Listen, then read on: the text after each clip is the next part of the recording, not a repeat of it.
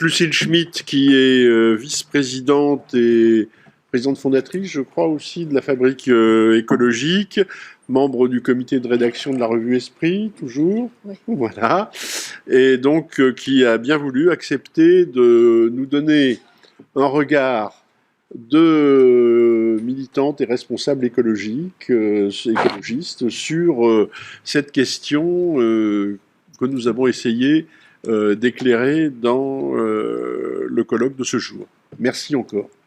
Merci Jean-François. Alors écoutez, comment dire, je vais vous dire des choses qui ne seront pas exactement des conclusions précises parce que malheureusement je ne pouvais pas être là ce matin et surtout je voudrais adapter ces conclusions peut-être à ce que je ressens, avoir une forme de conclusion subjective. Tu disais Jean-François que je suis à Esprit, que j'ai créé un think tank, etc. J'ai aussi été militante et j'ai longtemps été au Parti socialiste, j'ai aussi été chez les Verts et aujourd'hui j'ai le sentiment parfois de jouer un rôle plus politique alors que je ne suis plus dans aucun parti politique et c'est en ce sens peut-être que je voulais analyser la trajectoire de Michel Rocard et autour de l'écologie. Ça a été dit dans cette journée, Michel Rocard et l'écologie, c'est Dominique Bourg l'avait écrit au moment de la mort de Michel Rocard, c'est une forme de conversion, en tout cas c'est une apparition progressive, cette relation à l'écologie. Et je crois qu'en ce sens, d'ailleurs, Michel Rocard était comme chacun d'entre nous, sauf ceux qui ont été frappés par la grâce écologique tout petits, mais nous sommes dans une situation où aujourd'hui, beaucoup d'entre nous, beaucoup de citoyens, beaucoup de Français sont dans une forme de conversion et de découverte aussi de l'urgence écologique dans le même temps, ce qui est très compliqué. Alors, je crois que tous vous avez, ou toutes et toutes, comme on dit maintenant, vous avez certainement beaucoup mieux connu Michel Rocard que moi, mais moi je voulais dire que je l'ai vu 3 fois dans ma vie, et à chaque fois, pratiquement, il a parlé d'écologie. Je ne sais pas si c'était un hasard, mais en tout cas, au moins à 2 reprises. J'étais en Russie, c'était en 2010, à l'occasion de la préparation d'une année France-Russie dont je m'occupais comme commissaire adjointe sur les questions d'économie. Et Jean de Glignasti, qui était l'ambassadeur, nous a dit « Bon, voilà, Michel Rocard s'est invité pour le dîner et donc nous allons parler des pôles toute la soirée. » Nous étions censés parler de l'année France-Russie. Effectivement, nous n'avons d'ailleurs pas parlé, nous avons écouté Michel Rocard parler des pôles toute la soirée. Et c'était absolument passionnant, totalement incongru par rapport au programme. Et ça fait aussi partie de la manière dont la deuxième fois, lorsque j'ai rencontré Michel Rocard, j'étais avec Géraud Guibert qui a créé le pôle écologique au Parti socialiste. On a été le voir pour lui parler de la création de la Fabrique écologique. On a été sur ce bâtiment de l'avenue des Champs-Élysées. Herman est aussi venu. Bon, hein. Mais surtout, Michel Rocard, tout en fumant cigarette sur cigarette, s'est mis à nous parler des grandes pirogues de Papouasie-Nouvelle-Guinée. Et je ne sais même plus comment c'est arrivé, mais ça a duré très longtemps. C'est-à-dire qu'il connaissait tous les noms, il connaissait toutes les sculptures, il connaissait les trajectoires des pirogues en haute mer. Et donc, c'était assez passionnant parce que c'était une espèce d'incursion au pays des peuples premiers et une sorte d'incursion en Océanie qui, moi, m'a beaucoup marqué. Je ne sais pas si c'était à cause de ce qu'il avait fait en Nouvelle-Calédonie, cet amour du Pacifique, mais en tout cas, je tenais à dire une chose, c'est que pour moi, la relation de Michel Rocard à l'écologie, c'est une relation au monde. C'est-à-dire que c'est une relation au-delà des catégories qu'on peut faire lorsqu'on mène la recherche sur les aspects de catégories politiques. Il y avait quelque chose sur la découverte du monde, la découverte de la nature et la découverte de l'imprévu du monde. Alors, de ce fait, j'ai voulu, au fond, m'interroger dans ces conclusions sur Michel Rocard et l'écologie. Est-ce qu'on peut terminer cette journée autour de Michel Rocard, l'écologiste, ou Michel Rocard, l'écologiste politique ? Parce que, au fond, c'est autour de ça qu'on tourne un petit peu depuis, j'imagine, depuis ce matin. En est-il un ? N'en est-il pas un ? Les Verts l'aimaient-ils ? Les Verts ne l'aimaient-ils pas ? Est-ce que c'est Brice Lalonde qui lui avait insufflé cette inspiration écologique ? Enfin bon, bref, toutes ces questions ont été agitées et il me semble que ce qui est intéressant pour non pas les résoudre, mais pour les poursuivre, pour les mener de manière plus intense, c'est peut-être de s'intéresser aux spécificités de ce qu'on appelle l'écologie politique. Et c'est à partir de là que je mènerai le raisonnement. J'ai écrit avec Catherine Larère, la philosophe Catherine Larère, il y a quelques années déjà, un tout petit livre qui s'appelle « L'écologie et politique, point d'exclamation ». Et dans ce petit livre, nous nous sommes interrogés sur la façon dont l'écologie est politique, pas comme tout le monde, pas comme on est habitué à le penser. Et en ce sens, il me semble que la trajectoire de Michel Rocard peut fournir des éléments intéressants. D'abord, l'écologie est politique sans parti politique, pour commencer. C'est-à-dire que les Verts ont été créés, je pense que ça a été rappelé, en 1984. René Dumont, en 1974, a été candidat sans parti politique derrière lui. Et il a été candidat avec une poignée, si je puis dire, de personnalités engagées, de personnalités qui n'appartenaient pas au monde politique classique, mais au monde des ONG, des grandes ONG, venues d'ailleurs souvent des pays anglo-saxons et qui n'étaient pas nés en France. Et donc, c'est une candidature très intéressante parce que c'est une sorte de candidature de lanceur d'alerte. C'est-à-dire que c'est le verre d'eau, c'est l'alerte sur l'Afrique. C'est pas une candidature comme celle de François Mitterrand, certainement pas. Encore moins peut-être que comme celle maintenant de Nicolas Sarkozy ou d'Édouard Balladur à l'époque. Mais en tout cas, c'est une candidature atypique et on voit bien à travers cette candidature de René Dumont, au fond, une sorte de précipité de cette écologie politique qui, donc sans appareil, avec des personnes convaincues, souvent des journalistes, des scientifiques, des citoyens venus qui ne sont pas parisiens, mais qui sont aussi parisiens, cette espèce de melting pot qui n'a rien à voir avec un parti politique. Ça me semble être un point important. La deuxième chose essentielle, c'est évidemment la question des sciences, c'est-à-dire que on sait très bien qu'il y a une sorte de tiraillement, de tension dans l'écologie entre l'écologie dite scientifique et puis l'écologie politique. Mais de toute façon, c'est normal qu'il y ait une tension. Mais en tout cas, dans l'écologie, dans les questions environnementales, cette question de la relation aux sciences est profondément importante. Et un certain nombre de chercheurs l'ont bien défini, parce qu'il ne s'agit pas de rester sur le champ des sciences dures, mais d'aller sur la question de la recherche, de la question de la complexité. Je crois que c'est Vincent de Victor qui nous dit de toute façon, l'écologie, le chercheur qui travaille sur l'écologie, il sort aussi de son laboratoire, il va dans le monde. Donc c'est pas un chercheur comme n'importe qui, comme n'importe quel chercheur, si je puis dire, qui resterait dans sa chambre à faire ses équations. C'est un chercheur qui va dans le monde et qui découvre au fond aussi de manière empirique, inductive, la complexité du monde. Et ça me semble être un point important. Dans l'écologie politique, je crois que la question de la complexité n'est pas un point sur lequel on peut pas faire fi de la complexité. Ça explique aussi pourquoi, et c'est mon troisième point, la relation au pouvoir est si complexe, parce que la relation au pouvoir, on ne peut pas décider que la conquête du pouvoir sera par définition bonne. Le sujet est ce qu'on y fera, et une fois qu'on y est, ce qu'on n'arrive pas à y faire. C'est une question qui se pose évidemment à tous ceux qui font de la politique, en termes éthiques, etc. Mais quand on est écologiste, cet enjeu de complexité est encore plus complexe, si je puis dire, et il se traduit par des états d'âme, il se traduit par des renoncements, il se traduit par des interrogations morales, qui d'ailleurs aujourd'hui sont même l'objet de séries télévisées. C'est la série Occupied qui raconte ça, sur ce Premier ministre vert qui brusquement est confronté à la guerre. Et aujourd'hui, on peut se poser la question, lorsqu'on est un écologiste allemand, de savoir comment est-ce qu'on arrive à gérer le fait que le contrat qu'on avait négocié juste avant d'être au pouvoir est évidemment totalement battu en brèche. Donc cette question-là, c'est une question importante, la question de la complexité. Après, du côté de l'écologie politique, je dirais que cette question de la complexité, elle a souvent été vécue sur des domaines sur lesquels ensuite je vais parler sur Michel Rocard. Elle a écarté, avec une forme de simplisme, la question de l'État, me semble-t-il. Elle a parfois écarté avec simplisme la question de l'économie en disant qu'au fond, est-ce que l'économie n'était pas l'ennemi de l'écologie ? Et en tout cas, ce sont des choses, il y a des points aveugles, mais la question de la complexité est bien là.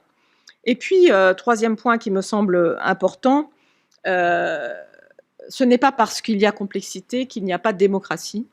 Et évidemment, dans l'écologie politique, peut-être parce qu'on n'a pas de parti politique, ou qu'on a un parti politique qui, lorsqu'il est créé, je rappelle, est agité, très agité, et reste un parti qui n'arrive au pouvoir souvent que par des alliances qui, par ailleurs, sont présentées par une grande partie du parti comme des renoncements. L'enjeu démocratique est d'autant plus important que justement on s'est appuyé au départ sur des ONG, sur des corps intermédiaires, sur des citoyens engagés, sur des lanceurs d'alerte scientifiques, journalistes, politiques, citoyens ayant souffert aussi, ayant subi Irène Frachon, médecin, etc. Donc toute cette question du lien entre une démocratie qui ne soit pas seulement d'élection, de l'élection, est un point, me semble-t-il, aussi très important. On n'est pas dans une situation où, parce qu'on est élu, on est forcément légitime. On est dans une situation où l'élection peut aussi signifier l'attrition de la vie démocratique. Et bon, ça fait partie de la culture du contre-pouvoir qui est très associée à l'écologie politique, mais ça me semble important de le rappeler. Alors, par rapport à toutes ces hypothèses, encore une fois, sans prétention et un peu qui résultent davantage de ce que je connais, d'une approche inductive et personnelle que d'une approche théorique, qu'est-ce qu'on peut dire de Michel Rocard par rapport à tout ça? Alors, évidemment, moi, je voudrais d'abord insister sur la question de la relation aux sciences. Pour préparer cette rencontre, j'ai écouté pendant 1h30 une conférence donnée par Michel Rocard en 2010 à Sciences Po, sous l'égide du think tank Terra Nova, qui était sur le dérèglement climatique. Et ce qui était absolument incroyable, c'est qu'il y avait une sorte de décalage presque culturel au départ dans les annonces qui étaient...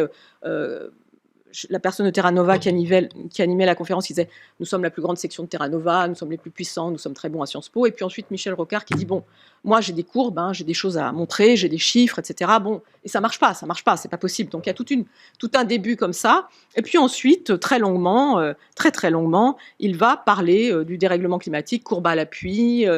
Il va parler aussi de Claude Allègre, d'ailleurs en expliquant que Claude Allègre a tort, avec une longue digression. C'est très intéressant et évidemment, on entend presque l'auditoire médusé en fait. C'est assez bizarre, on a le sentiment que quelque chose d'inédit se passe et certainement c'est, je pense, parce que cette relation à la complexité, à la capacité à élaborer, à prendre les faits scientifiques, à en parler, à les mettre en relation et j'allais dire presque dans un foisonnement littéraire, c'est-à-dire que c'est un non-scientifique qui parle de science. Moi, c'est ça qui me frappe.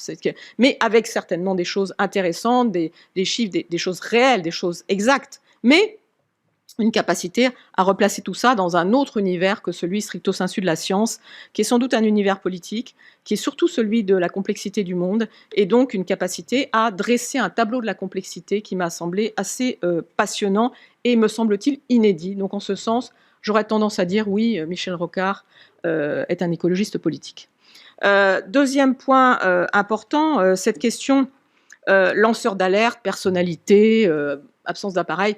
Bon, je ne veux pas dire qu'un Premier ministre est un lanceur d'alerte, un ancien... Bon. En revanche, j'observe que les maladresses de Michel Rocard par rapport aux appareils étaient quand même extrêmement fortes et qu'il y avait presque une forme, je ne sais pas si c'était l'inconscient qui frappait, mais enfin, entre les candidatures ratées à l'élection présidentielle, la capacité... Enfin, bon, il y a quelque chose autour de l'appareil qui travaille, et en tout cas, ce n'est sûrement pas un homme d'appareil, même si on peut dire qu'il a essayé d'utiliser les appareils et qu'il est arrivé à des fonctions éminentes aussi dans des partis où il y avait un appareil.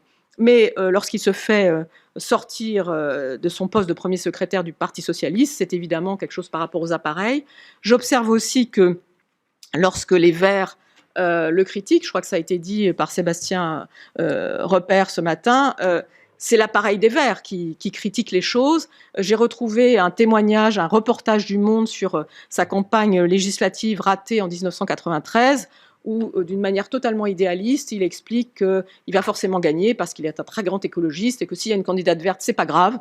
Donc il y a une capacité à penser qu'au fond, la complexité, les contenus vont l'emporter par rapport à ces questions d'appareil, à ces questions de candidature stricto sensu élective, que j'ai trouvé assez touchante. Et au fond, moi qui ai beaucoup bataillé et qui a beaucoup été défaite aux élections, j'ai ressenti une espèce de sentiment commun par rapport à ça. Il faut aller porter dans les moments difficiles, dans les terres de mission, ce qu'est une conviction. Et à long terme, c'est évidemment la conviction qui l'emporte. Même si on n'est pas élu tout de suite, il faut savoir se présenter à des élections sans espoir.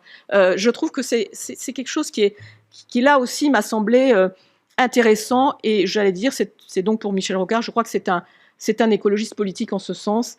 Je rappelle que les écologistes, il y a des personnalités. Moi, j'ai beaucoup discuté avec des gens qui n'étaient pas les amis de Michel Rocard, mais qui partageaient certaines de ses idées. Quand on discute avec Alain Lipiet sur la longue marche qui permet de faire reconnaître ses idées, tout ça, c'est essentiel. Et il faut évidemment aller le porter dans l'élection, comme dans les débats et ailleurs, parce que ce n'est pas parce qu'on se confronte au peuple qu'on ne doit pas parler de la complexité. Et ça, je trouve que c'était quelque chose qui ressortait extrêmement fortement des reportages que j'ai pu lire pour préparer ce que je voulais discuter avec vous. Alors évidemment, il y a ensuite peut-être cette question du pouvoir, de l'État. Bon, je connais le PSU.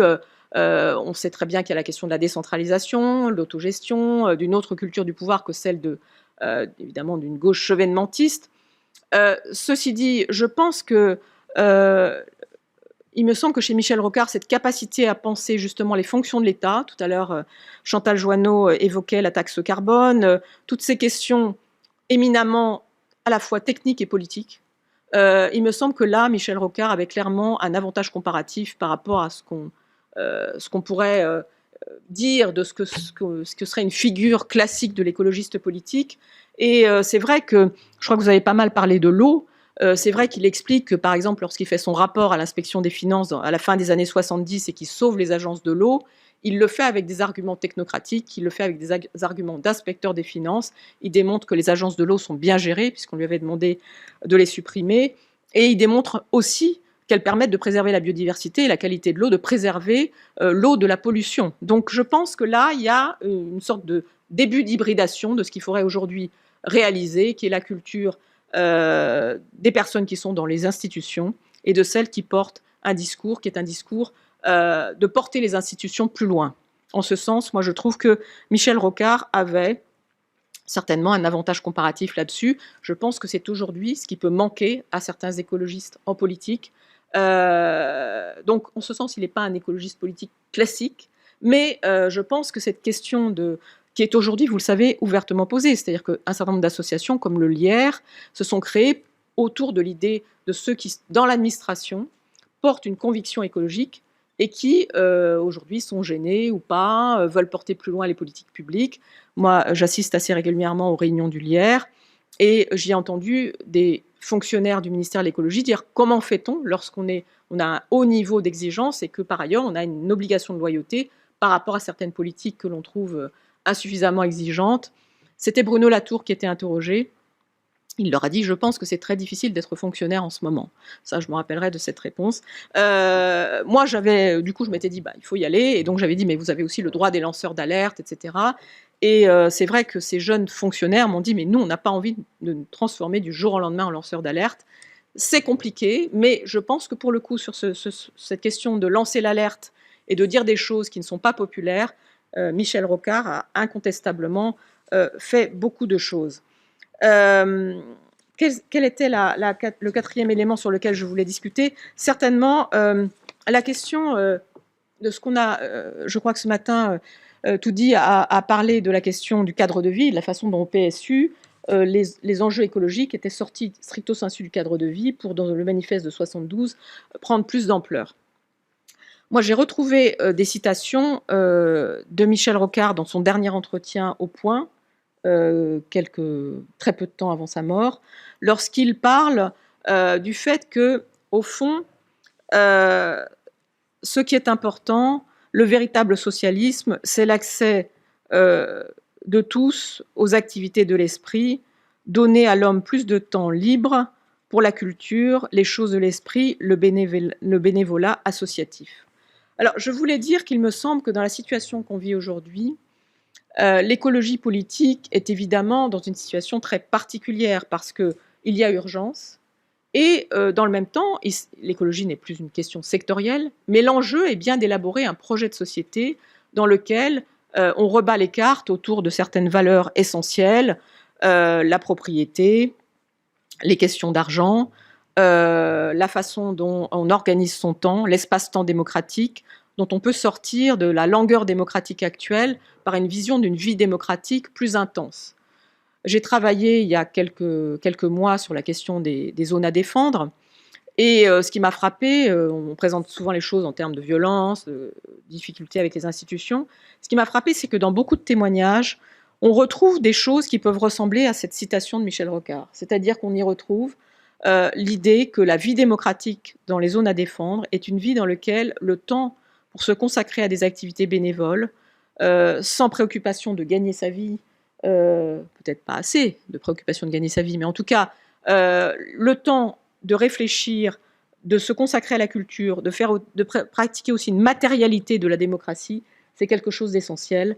Et il me semble que dans ces phrases de l'entretien de Michel Rocard dans Le Point, il y a quelque chose qui nous invite à nous repencher sur cette question du cadre de vie et à le réanalyser non pas en termes simplement de questions segmentées ou de questions trop limitées, mais à réanalyser le cadre général qui devrait être mis en place pour que nous puissions donner évidemment aux questions écologiques l'ampleur qu'elles doivent avoir, mais aussi pour que nous puissions les associer à davantage de démocratie et une forme de vitalité démocratique, et que nous puissions faire en sorte que chacun puisse y consacrer du temps. Il y a aussi dans ces phrases l'idée d'une lutte contre les inégalités, et j'y retrouve presque les accents de Philippe Van Parijs lorsqu'il parle de revenu universel d'existence, et qu'il dit bien que pour lui, le revenu universel d'existence, certes, peut lutter contre les inégalités, mais qu'il est d'abord une nécessité pour retrouver une liberté de pouvoir penser, laisser du temps justement pour la culture et la pensée à l'ensemble de ceux qui constituent le peuple. Je vais conclure en vous disant qu'il me semble quand même qu'il y a un point sur lequel Michel Rocard aurait pu s'améliorer, c'est évidemment le vocabulaire. C'est-à-dire que tout à l'heure, c'était extraordinaire dans cette vidéo. Donc, par ailleurs, il y a presque un côté Oulipo, enfin, il y a presque un côté, une inventivité langagière incroyable. C'est-à-dire que le politico-touristique, c'est vrai que c'est incroyable, en fait. Et donc, en revanche, c'est vrai que dans la quête d'une écologie populaire qui est la nôtre aujourd'hui, à tous, je pense, cette question de trouver le langage pour parler de la complexité me semble être un point très ouvert et sur lequel, moi, je suis persuadée que Michel Rocard se serait amélioré. Tout à l'heure, j'écoutais Alexis Vrignon qui nous disait il a fait ci, il a fait ça, etc. C'est vrai, mais je pense qu'il a aussi beaucoup changé. C'est-à-dire que cette question, tout à l'heure, que vous abordiez sur le fait qu'on pouvait le convaincre et au fond le faire changer parce qu'on avait bien argumenté, moi, il me semble qu'aujourd'hui, Michel Rocard ne serait pas pour le gaz de schiste. Voilà. Bon, il serait sans doute totalement pro-nucléaire, mais en tout cas, je pense qu'il y a des choses sur lesquelles on est obligé de changer. On n'est pas obligé d'avoir toujours la science infuse.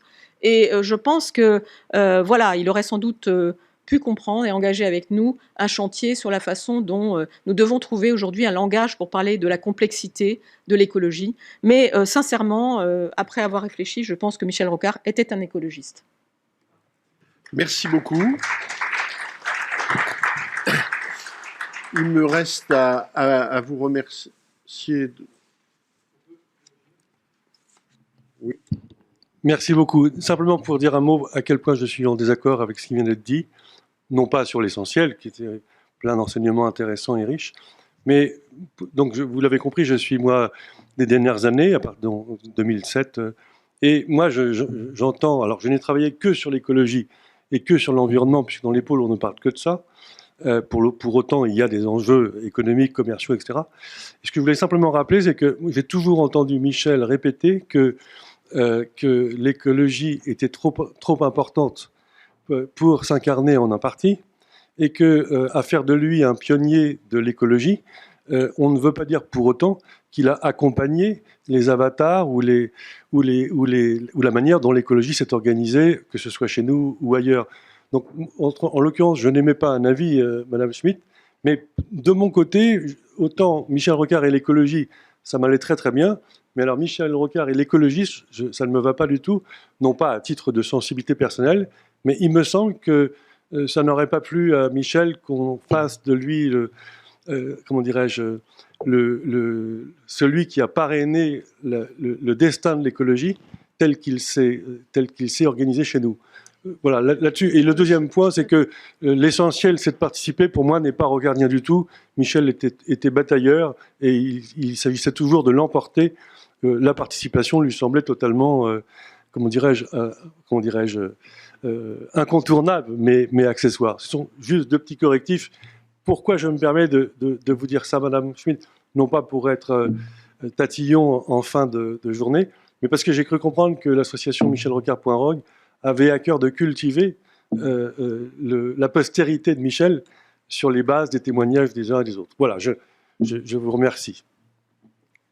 Je pense que je vais répondre parce que je crois qu'il y a un malentendu sur ce que vous comprenez comme écologisme, alors qu'il me semble que ce que j'ai essayé de dire, c'est qu'au fond, les qualités d'hommes politiques et d'hommes d'État, parce qu'on peut être un homme d'État et un homme politique sans être élu.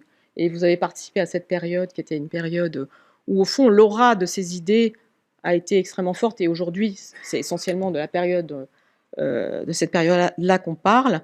Ce que je voulais dire, c'est qu'il me semble qu'aujourd'hui, la période appelle une nouvelle sociologie du pouvoir, sans vouloir dire les choses de manière trop pompeuse, et qu'en ce sens, la question du lien entre la complexité et l'exercice du pouvoir, la question de la capacité à être dans la profondeur et à effectivement batailler, débattre est quelque chose d'essentiel. Évidemment, je ne cherche pas à l'affilier à une chapelle, mais je pense qu'aujourd'hui, être écologiste est d'une certaine manière moins un choix que ce n'était le cas il y a encore quelques années. Je crois que d'une certaine manière, nous sommes dans une situation où nous devons tous devenir écologistes, et c'est au sens de l'universalisme que je l'entendais, et pas au sens d'une chapelle. Merci.